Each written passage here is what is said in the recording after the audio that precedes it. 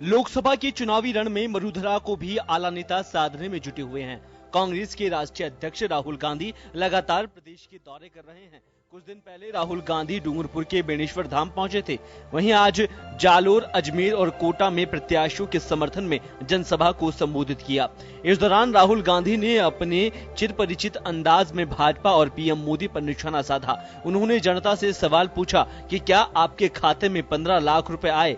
वहीं किसानों के मुद्दे पर भी राहुल गांधी ने वर्तमान सरकार को घेरा। उन्होंने कहा कि पीएम मोदी ने केवल वादे किए, काम नहीं किया। किसान की मदद नहीं की जाएगी, बेरोजगार युवा की मदद नहीं की जाएगी, माताओं बहनों की मदद नहीं की जाएगी, अनिल अंबानी, मेहुल चोकसी, नीरव मोदी की मदद की जाएगी। और नरेंद्र मोदी जी इनकी रक्षा करते हैं। 5,55,000 करोड़ रुपए कर्जा इनका माफ किया नरेंद्र मोदी ने। राहुल गांधी जिन 3 सीटों पर प्रचार करने पहुंचे हैं, उनमें जालोर सीट पर 1989 से पहले तक कांग्रेस का वर्चस्व था, लेकिन उसके बाद से भाजपा कब्जा जमाए हुए हैं। वहीं अजमेर सीट पर उपचुनाव में कांग्रेस को फायदा मिला था। और कोटा की बात करें तो कोटा भारतीय जनता पार्टी का गढ़ रहा है। यहाँ 6 बार भाजपा और 4 बार कांग्रेस जीत चुकी है। सीधा डायरेक्ट आप ही के बैंक अकाउंट में लाखों करोड़ रुपए डालेगी। जैसे ही वो पैसा 25 करोड़ लोगों के हाथ में आएगा, राजस्थान के बेरोजगार युवाओं के बैंक अकाउंट में जाएगा, माताओं बहनों के बैंक अकाउंट में जाएगा, किसानों के बैंक अकाउंट में जाएगा। वैसे ही आप उस पैसे का इस्तेमाल करेंगे, आप चीजें खरीदना शुरू करेंगे। जैसे ही आप चीजें खरीदना शुरू करोगे, दुकानदार बेचना शुरू करेंगे। जैसे ही डिमांड बनेगा, फैक्ट्रियां चालू हो जाएंगी। फैक्ट्रियां चालू होंगी, फैक्ट्री के मालिक कहेंगे भैया उन्हीं युवाओं को पकड़ के लाओ जिनको हमने फैक्ट्री से निकाला था, उनको बुलाओ, रोजगार की जरूरत है, फैक्ट्री चालू करनी है। और लाखों युवाओं को, राजस्थान में बाकी प्रदेशों में लाखों युवाओं को रोजगार मिलना शुरू हो जाए। प्रदेश की सबसे हॉट सीट जोधपुर मानी जा रही है, जो कि मुख्यमंत्री अशोक गहलोत के लिए प्रतिष्ठा का विषय बन चुकी है, जहां प्रधानमंत्री मोदी प्रचार कर चुके हैं और लगातार उनके पुत्र वैभव गहलोत के चुनाव लड़ने को लेकर उन पर निशाना भी साध रहे हैं। आने वाले दिनों में अमित शाह भी यहां प्रचार को आएंगे। निश्चित तौर पर प्रतिष्ठा का विषय बन चुकी इस सीट की अहमियत को भी राहुल गांधी बखूबी समझते हैं और निश्चित तौर पर आने वाले दिनों में कांग्रेस अपने राष्ट्रीय अध्यक्ष के प्रभाव को यहां भी आजमाएगी। ब्यूरो रिपोर्ट, जन टीवी न्यूज। नमस्कार, जन टीवी में स्वागत है आपका। मैं हूं योगेंद्र। आप देख रहे हैं खास खबर और हम बात कर रहे हैं महासमर 2019 की, उसके मुद्दों की। कांग्रेस के राष्ट्रीय अध्यक्ष राहुल गांधी राजस्थान के दौरे पर रहे और निश्चित रूप से जब राहुल राजस्थान के दौरे पे हों तो सियासी पारा चढ़ना लाजमी है। प्रदेश का टेम्परेचर 40 के पार है, लेकिन सियासी पारा और भी ऊपर कह सकते हैं। यहां राहुल गांधी के निशाने पर एक बार फिर चिरपरिचित अंदाज में प्रधानमंत्री नरेंद्र मोदी, यह एक बड़ी बात मैं कोट करना चाहूंगा कि चाहे नरेंद्र मोदी जब राजस्थान के दौरे पे हाल ही में आकर के गए तो उनके निशाने पर कांग्रेस के एक 55 साल का जो पीरियड रहा वो, लेकिन पहली बार सीधा हमला उन्होंने अशोक गहलोत पे भी किया जब हाल ही में वो मंगलवार को राजस्थान के दौरे पे थे। राहुल गांधी बेशक अभी पूर्ववर्ती सरकार पे हमला नहीं कर रहे हो, लेकिन मोदी सरकार फिर जमकर वो बरसते गए हैं। उन्होंने कहा कि रोजगार के अवसर चौपट कर दिए गए हैं, गरीब किसान उनके अवसर खत्म कर दिए गए हैं। 2 बजट की बात तो लगातार कर रहे हैं कि हम एग्रीकल्चर का बजट अलग देंगे और जनरल बजट अलग देंगे। चलिए, इसी मुद्दे को लेकर के हमारे साथ इस वक्त कांग्रेस के नेता सुरेंद्र लांबा जी हैं, भाजपा नेत्री निमिषा गौड़ हमारे साथ में हैं और वरिष्ठ पत्रकार महेश शर्मा साहब हमारे साथ हैं। सभी का स्वागत है।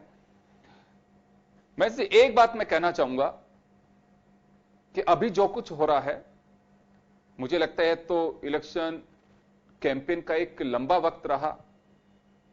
नेताओं के पास में अब कोई मुद्दे बचे नहीं है। मैं इस मायने में नहीं कह रहा कि बहुत सारे इश्यूज हैं उन पर चर्चा क्यों नहीं हो रही। जो भी चर्चा हो रही है, रिपीटेशन बहुत हो रहा है, चाहे वो नरेंद्र मोदी हो या राहुल गांधी हो या अमित शाह हो या दूसरे नेता हो। शब्दों का कोष नेताओं के पास से अब खत्म सा हो चुका है। वही बात है कि 5 साल में अहंकार की सरकार रही, कुछ नहीं हुआ। राष्ट्रवाद भी एक जुमले की तरह है। तमाम जो चीजें अक्सर राहुल गांधी कहते हैं वही सब बातें रही। रिपीटेशन बहुत ज्यादा है। क्या अगर रिपीटेशन इसी तरह से होगा तो निश्चित रूप से भीड़ का इंतजार हम नेताओं को भी रहेगा आने वाले दिनों में।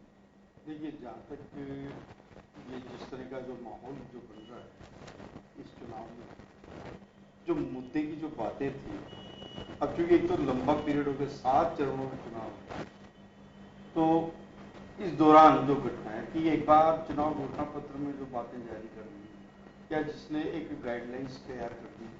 अब कांग्रेस का देखें उदाहरण, उन्होंने क्या 72,000 रुपये देंगे मिनिमम जो वेजेस गारंटी का जो वो लेके आए, एक नई बात है, 22 लाख नौकरियां देंगे, ये देंगे, तो पूरा हो गया। और इसी तरह से बीजेपी का जो राष्ट्रवाद और ये जिस तरह का आतंकवाद के खिलाफ लड़ाई वगैरह की बातें जो चल रही है, जिस तरह से इन्होंने अपने मुद्दे फिक्स कर लिए हैं उसके अब रहा, तो जब ये बातें जब हो गई है तो अब इस दौरान अब इनके पास कोई मुद्दे वैसे रहे नहीं। आमने सामने की बहस की चुनौती दी जाती है, लेकिन ये वो अमेरिका वाली तो स्थिति है नहीं कि जहाँ दो मतलब क्या जो प्रतिद्वंदी है आपस में बैठ करके आपस में डिस्कस करें, जिस तरह का माहौल करें। तो चीजें कुल मिला के वही विदेश नीति, वही राष्ट्र नीति, आर्थिक नीति, देश को विकास को आगे ले जाने की बातें, लगभग वही एक एजेंडा है। उपलब्धियां रही या उपलब्धियों में कमियां रही, ये मतलब विपक्ष के मुद्दे रहे। अब बात आ जाती है फिर एक दूसरे पे कटाक्षों की बात आ जाती है। कटाक्ष को ही फिर बाद में रिपीट तो करते ही हैं, आगे पीछे करके, लेकिन उसमें उसके जो मुद्दे हैं वो तो हो जाते हैं सेकेंडरी, और फर्स्ट में मतलब हो जाती है। जैसे आप ये देख लीजिए अशोक गहलोत साहब को लेकर के जिस बेटे जैसे संवाद शुरू करती है, अब उसको उलझे रहेंगे बाप बेटे, वो ये कह रहे हैं कि साहब मोदी जी को बेटे के लिए गली गली में घूम रहे हैं, तो वो उनके जवाब में फिर वो गहलोत साहब उतरे हैं कि साहब बाप बेटा के लिए नहीं करेगा तो और किसके लिए करेगा। तो ये जो चीज हो जाते हैं, तो ये जो भी आजकल चुनाव में एक माहौल बनाने का एक ट्रेडिशन नया शुरू हुआ है कि माहौल को कैसे गरमाया जाए और गरमा करके माहौल को अपने पक्ष में कैसे किया जाए। कहीं किसी इस बोल में कहीं ऊंचे नीचे ऐसे बोल आ जाते हैं और वही डिसाइडिंग फैक्टर हो जाता है। अब जैसे आपने पिछली बार आपने देखो गुजरात के चुनाव की बात, वहां जो विधानसभा के चुनाव चल रहे थे, मणिशंकर अय्यर का एक शब्द को लेकर के किस तरह से बाजी पलट गई, एक शब्द से ही बाजी पलट गई। मुद्दे उस दौरान की थे, मुद्दे इस दौरान की थे, और ये नहीं थे कि बीजेपी के पास नहीं थे या कांग्रेस के पास नहीं थे, मुद्दे चल रहे थे लगातार। लेकिन हुआ क्या नतीजा, क्यों बाजी पलट गई। तो ये है कि आज नेताओं की जो भाषा है किस रूप में जारी है, राजनीति में हम किस मापदंडों को पहले बिल्कुल आज कोई भी मुख्यमंत्री प्रधानमंत्री के बारे में इस तरह से बोल जाता है कि जैसे कोई वो उससे भी नीचे, बिल्कुल वो एक सम्मान जो था वो खोते जा रहे हैं। मैं लौटूंगा आपके पास में, निमिषा गौड़ जी के पास में जाना चाहूंगा। निमिषा जी, राहुल गांधी का दौरा रहा, राहुल गांधी ने साफ कहा, चाहे कोटा हो। एक चीज मुझे देखने को मिली कि जहां जैसी परिस्थितियां रही उसके अकॉर्डिंग राहुल गांधी ने स्पीच दिया। जालोर में गए तो उन्होंने कहा कि प्रधानमंत्री गुजरात के प्रधानमंत्री हैं, राजस्थान के नहीं। जब जालोर सिरोही में बाढ़ आ रही थी तो केवल यहीं का दौरा करके चले गए, लेकिन यहां आने की जहमत नहीं उठाई, जबकि राजस्थान में भी उस समय फ्लड था। कोटा में गए तो कहा उन्होंने कि किसानों की बहुत बात करते हैं, लेकिन हाल ही में 2 दिन पहले जब बारिश आई तो किसानों के पास में अनाज बचाने के लिए भी नहीं रही है, 5 साल में संभव नहीं था। तो कुछ ऐसी चीजें जब उन्होंने की, अजमेर की बात की तो कहा कि अजमेर की जो बड़ी योजनाएं सचिन पायलट के वक्त यहां लेकर के आए थे उन्हें 5 साल में डंप कर दिया गया। तो आरोप कुछ इस तरह के रहे कि यहां मैं थोड़ा सा नयापन कहना चाहूंगा राहुल गांधी के स्पीच में कि अलग अलग जगह पे कुछ स्थानीय मुद्दों को उन्होंने टच करने की कोशिश की। देखिए योगेंद्र जी, जहां तक कांग्रेस के राष्ट्रीय अध्यक्ष की बात है, वो कहाँ जाते हैं, सभी दौरों पे जाते हैं तो शब्दों का दोहरान और वादों का दोहरान करते हैं वो हमेशा। जैसे आज भी वो बात करते हैं युवाओं की किसान हितैषी होने की या महिलाओं के साथ सद्भाव करने की कि हम राजनीति में उनको अवसर देंगे, हम नौकरी में उनको आरक्षण देंगे, ऐसी बातें करते हैं। उनकी कथनी हमेशा ऐसी रहती है, चाहे विधानसभा चुनाव के समय दौरे में होंगे। अभी पहले मैं आपकी सदस्य पर आपकी बात पे ध्यान नहीं, लेकर आना चाहूंगी। आपने कहा गेहूं जो अभी जो बारिश से हुए नुकसान, तो आज ही के प्रमुख अखबार की खबर है कि केंद्र सरकार 50% से अधिक खराब हुई फसल को खरीद रही है। आज ही किसान हितैषी भारतीय जनता पार्टी की सरकार, तो आज ही के निर्देश लागू हो गए। आधा अधूरा ध्यान लेकर के अपना आधी बातें को लेकर के वो आते हैं, उनका अनुभव पूरा रहता नहीं है कि फसलों का मुआवजा केंद्र सरकार तो दे रही है, लेकिन राज्य सरकार की तरफ से कोई अभी तक कोई ध्यान भी नहीं दिया जा रहा कि किसानों का क्या हाल है। आप वादा करके आए, दिवसीय वादे करके आए, आपने कहा 10 दिन में संपूर्ण कर्ज माफी का स्टेटमेंट दिया और कहा कि हम सरकार में आते ही करेंगे, चाहे कर्नाटक हो चाहे राजस्थान हो। ऐसा हुआ नहीं है। हाँ, कुछ इन्होंने प्रमाण पत्र जरूर जारी किए, लेकिन बैंकों में जाके जब प्रमाणिकता से जांच की गई तो एकदम निरर्थक पाया गया। बेरोजगारी भत्ते की बात की, बेरोजगारी भत्ते का आज भी मैं सामने मेरे बैठेंगे, यदि आज भी 10 लोगों के सर्टिफिकेट दिखाते हैं कि हमने इनको बेरोजगारी भत्ता जारी कर दिया है, सरकार में आए 4 महीने बैठे, तो जनता प्रामाणिकता को जांच रही है। आप मंच पर वादे करते हैं, मंच पर दिखावा करते हैं, और अभी आज उन्होंने बात की कि हम अकाउंट्स में ट्रांसफर करेंगे, हम वहां ट्रांसफर करेंगे। सीधा सीधा बोलिए ना कि जनधन अकाउंट अपने आप में पूरे राष्ट्र को सशक्त बना रहा है, तो उसका एडवांटेज हम भी लेना चाहिए, लेकिन सिर्फ दिखावा करना है। खाते में कितना है, कितनी इकोनॉमिक स्ट्रेंथ है, उस हिसाब से कितना करना होगा, सिर्फ बोलना है। 72,000 है, कभी तो आपने सुना होगा किसी भाषण में वो मासिक 72,000 भी देते हुए सुनेंगे। अर्थात पूरी जानकारी का अभाव है, उस आधार पर आते हैं और अपनी बहन, चूंकि सरकार आपकी है, तो मैं तो चाहते, हम तो अपेक्षा कर रहे थे कि सरकार इनकी है, 4 महीने हो गए इनको आए हुए, तो जहां भी जाएंगे वहां की उपलब्धियों पे भी 2 शब्द कहेंगे, क्योंकि उपलब्धियां है नहीं कुछ, और सिर्फ त्राहिमाम जनता कर रही है। हर जगह एक सुनामी आ चुकी है मोदी जी की, उस आधार पर जनता पूरा नकार चुकी है, और ये जो दिवसीय वादे फिर से करने की कोशिश कर रहे हैं, उसका जवाब राजस्थान की जनता अब देने वाली है। मैं तो ये कहती हूँ केंद्र जी, एक इतिहास रचा जाएगा जब 25 की 25 सीटें पुनः भारतीय जनता पार्टी के खाते में। चलिए लांबा जी, आपके पास आना चाहूंगा। एक्सरसाइज का अभाव है कांग्रेस के पास में, बीजेपी का आरोप है कि धरातली ज्ञान होना चाहिए जो नहीं हो पा रहा है, और इस दौरे की पर बीजेपी किस तरह से सवाल खड़े कर रही है वो आपने सुना अभी निमिषा गौड़ को।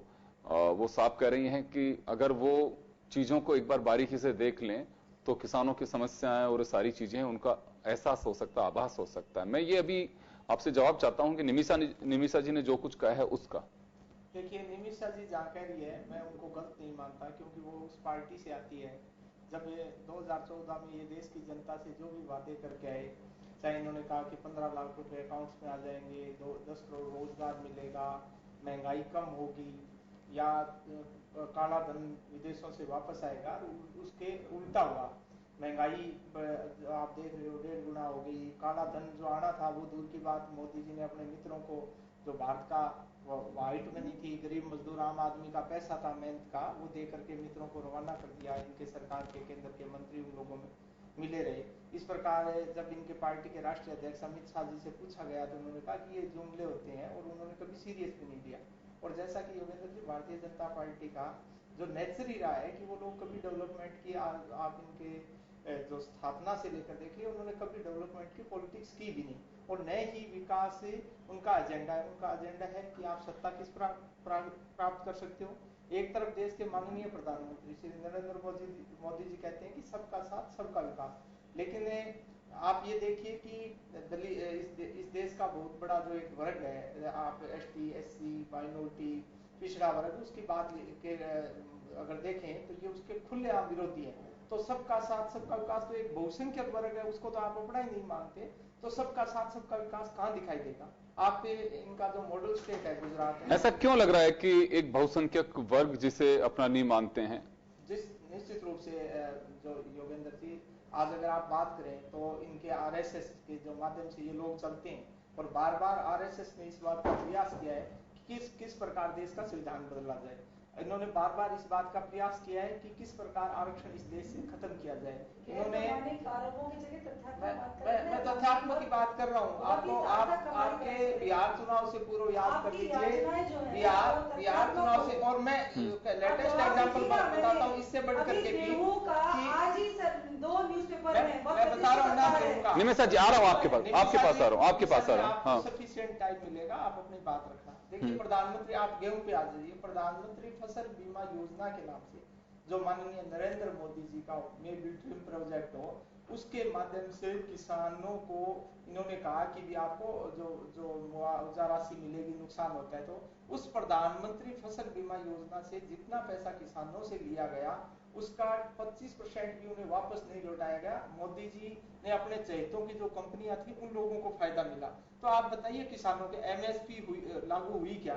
और किसान सबसे बड़ा मारा गया है योगेंद्र जी। किसान हो, व्यापारी हो, मजदूर हो, युवा वर्ग, इनका जो ड्रीम प्रोजेक्ट था नोटबंदी का, जिससे एक बहुत बड़ा नुकसान हुआ, जिससे हो सकता है इनके अमित शाह जी को फायदा हुआ होगा, क्योंकि इन्होंने जो सैकड़ों करोड़ रुपए है उन्होंने जो उनके पास ब्लैक मनी थी वो उन्होंने व्हाइट मनी कर ली, या हो सकता है अमित शाह जी के बेटे की जो आय है वो काफी गुना बढ़ गई होगी। मैं एक बात जानना चाहूंगा, मैं लांबा साहब, यहाँ पे आरोप एक दूसरे पे लगाए जा रहे हैं, लेकिन ये कहा जाता है, बीजेपी और कांग्रेस दोनों तरफ से ही कहा जाता है कि समाचार में आया या कहीं और आया, किसी सोशल मीडिया पे चल रहा था, ये कुछ चीजें ऐसी हैं। मैं राजनीतिक दलों की एक्सरसाइज की बात करना चाहूंगा कि आप लोगों के पास में कितनी धरातल पे ऐसे फैक्ट्स कलेक्ट किए हुए हैं जिनके आधार पे आप कह सके कि हाँ ये देखिए ये चिट्ठा है हमारे पास में। देखिए अब जो ये उनकी अमित शाह जी वाले बात कर रहा था मैं, उनके बेटे की प्रॉपर्टी का है वो तो ऑन रिकॉर्ड है। उनका तो जो 16,000 उन्होंने जो उनकी कंपनी है वो 50,000 रुपए से उन्होंने शुरू की थी।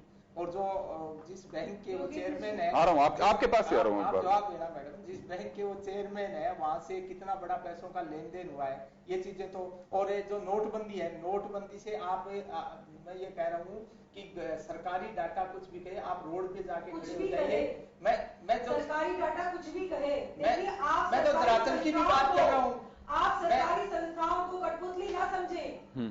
सरकारी आपकी मनोवृत्ति है मैडम, सरकारी संपत्तियों को तो कठपुतली देश के माननीय प्रधानमंत्री नरेंद्र मोदी जी ने समझा है। माननीय नरेंद्र मोदी जी ने समझा है जब सुप्रीम कोर्ट के 4 जज खुद करके आए कि देश की संवैधानिक संस्थाएं खतरे में है। सीबीआई ने क्या कहा, सीबीआई का आपने क्या आलाप किया, आईबी का आपने क्या आलाप किया? मैं कह रहा हूँ देश का बुद्धिजीवी लगे, यहाँ पे शर्मा जी बैठे सीनियर जर्नलिस्ट, ये बता देंगे देश का बुद्धिजीवी हो रहा है। अच्छा, सुप्रीम कोर्ट को प्रदेश की जनता देख रही है। मैं स्वीकार, मैं तो बिल्कुल कह रहा हूँ, मैं तो कह रहा हूँ सरकारी संस्थाओं को आप नहीं मान रहे।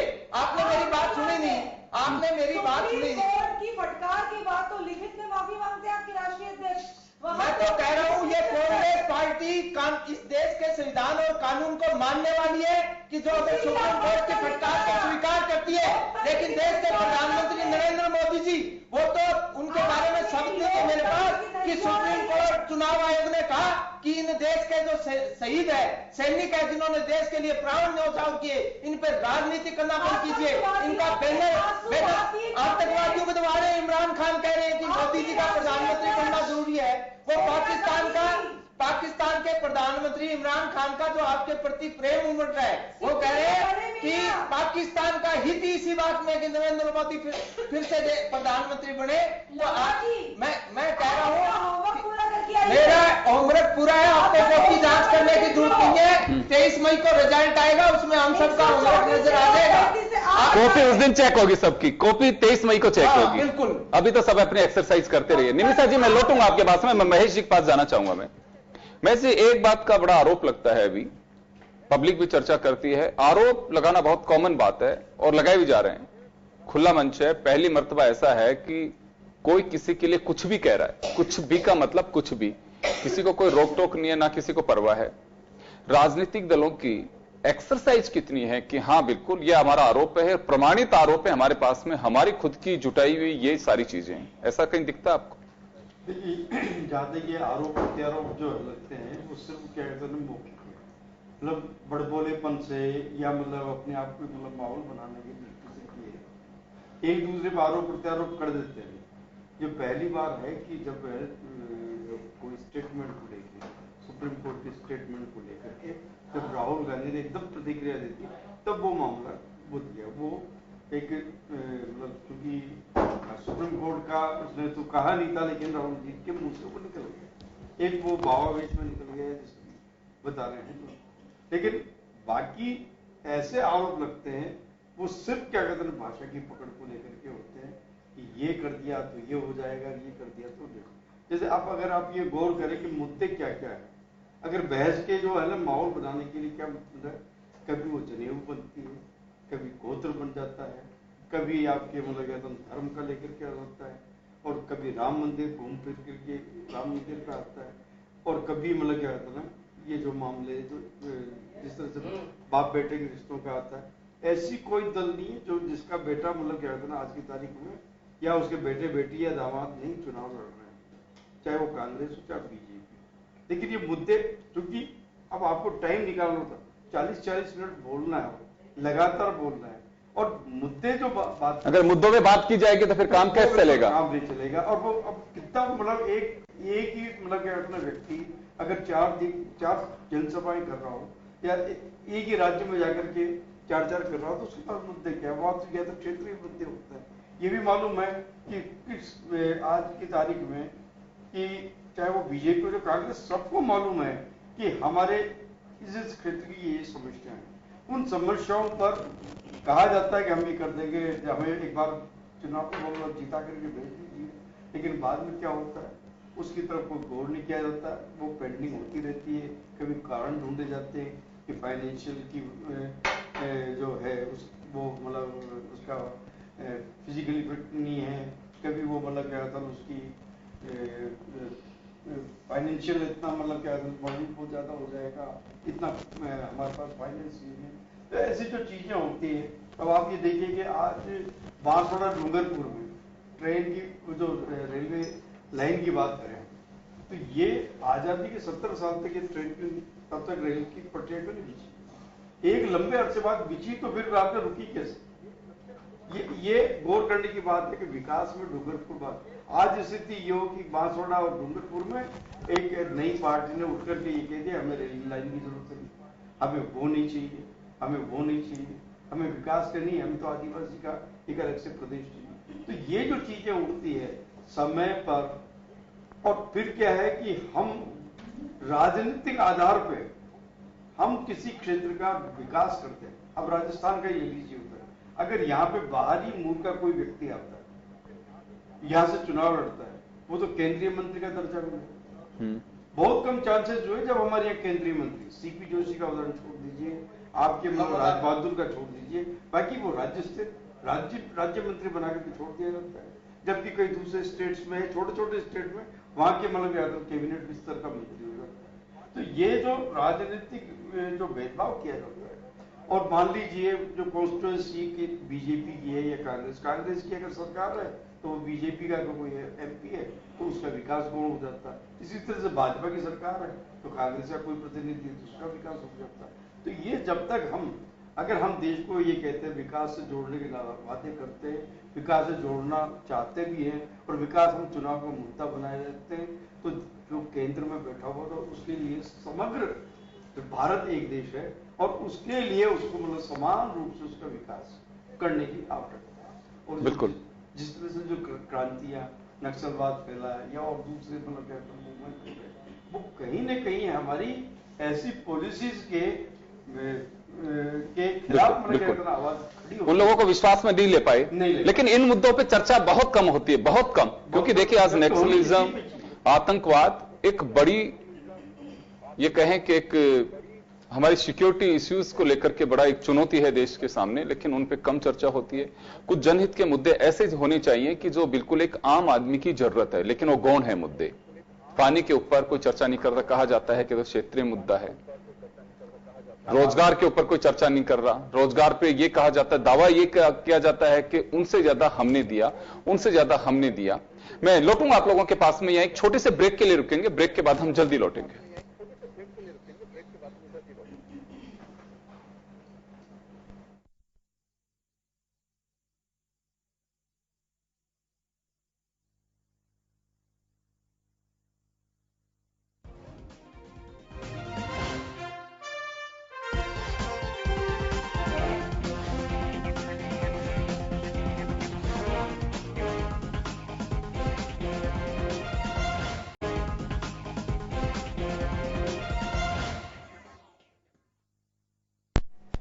ब्रेक के बाद एक बार फिर आपका स्वागत है। आप देख रहे हैं खास खबर, बात कर रहे हैं महासमर 2019 की। आए दिन कोई ना कोई नई बात, नई चुनावी रंगत, ये होनी भी चाहिए, लोकतंत्र का महापर्व है।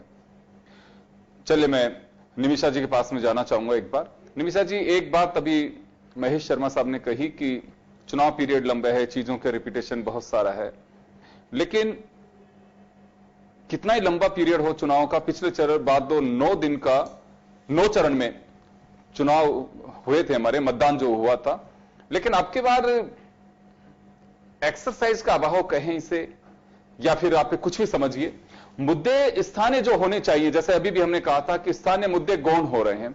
मुद्दे वो हैं जो पैरासिटी मुद्दे उन्हें कहे जा सकते हैं, जो मुद्दे होने चाहिए, आम जनता जो जानना चाहती है वो मुद्दे ने भी आपने चलिए अच्छी बात कही है कि फसल खराब जो हो रही है, केंद्र सरकार उसको खरीदने के लिए एक जारी किया ऑर्डर, बहुत अच्छी बात है। किसान बहुत परेशान है और जिस तरह से उसकी फसल भीगी हुई है, अगर ये होता है तो बहुत अच्छी बात है।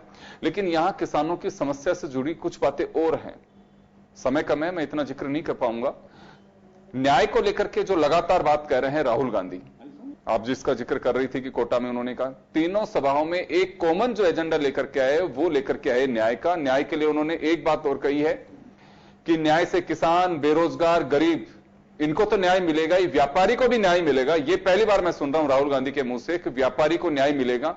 ये मैं लांबा जी से जानूंगा, लेकिन एक मास्टर स्ट्रोक की तरह कांग्रेस इसे खेलने की कोशिश कर रही है।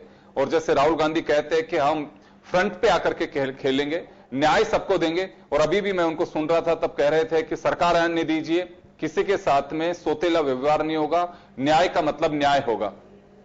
देखिए अपने आप में ना योगेंद्र जी जो शब्द है ना, अब होगा न्याय, न्याय न्याय, अर्थात अपने अब तक अन्याय के स्वतः आप स्वीकार कर रहे हो। ये जो साइकोलॉजिकली वर्ड जो ये बोल रहे हैं, इसमें अपने आप में ये स्वतः ही साबित हो रहा है कि अब तक हमने अन्याय किया था। अभी भी भाई धारा प्रवाह गैर प्रमाणिकता के आधार पर एक झूठ की जो प्रशिक्षण के आधार पर बोल रहे थे, उसकी कुछ आंकड़े छोटे से 1 मिनट में बस पेश कर रही हूँ। महंगाई की जो बात की थी उन्होंने, 16% छोड़ के गए थे, अभी 1.73% महंगाई है। 2 अंकों का आंकड़ा कभी क्रॉस नहीं किया।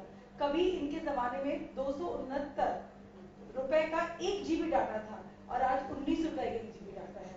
इसी तरह से हवाई अंबानी से आगे भी आइए कहीं। देखिए ये अंबानी अनिल अंबानी को छोड़ करके भी उसको सुप्रीम कोर्ट इतना प्रेम शायद देश की जनता से रखते हैं। ये अंबानी वाला प्रेम शायद देश की जनता से होता तो भाई उपचुनाव में देश की जनता ने 12 सीटें आपसे खोई है, 5 राज्यों में 0/5 रिजल्ट रहा है। लामा जी आपके पास आऊंगा, मेरे पास में 4 मिनट का वक्त है।